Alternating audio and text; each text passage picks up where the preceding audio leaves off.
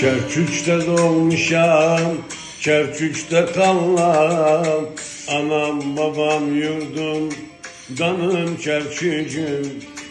Sen için yaşıram, sen için ölem. Susuz koymaz seni, kanım Kerkük'üm. Sen için yaşıram, sen için ölem. Susuz koymaz seni, kanım Kerkük'üm.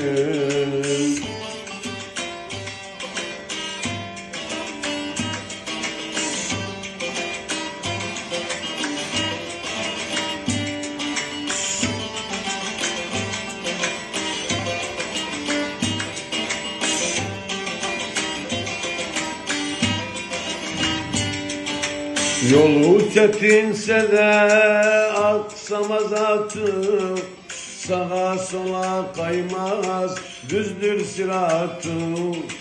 Yolu çetinse de aksamaz atım, sağa sola kaymaz düzdür sıratım.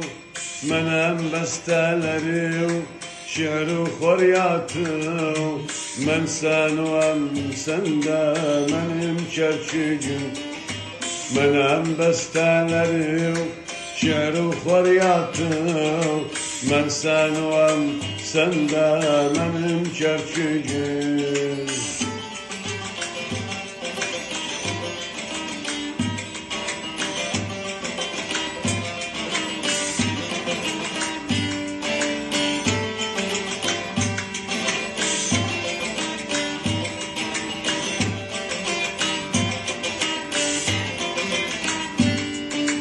Herkes gözün dikip sen okuyuma, o kuyudan çıkan kara suyuma.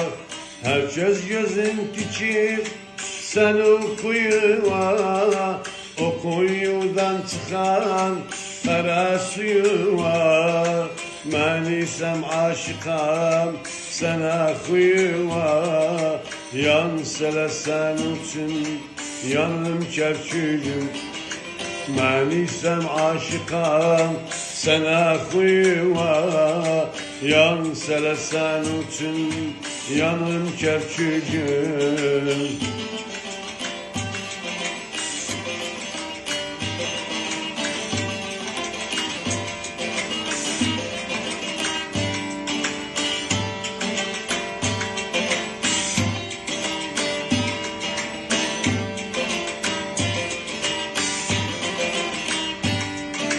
Toz duman çevremi sarıp bugünler, umutluyam biter bu tedirginler.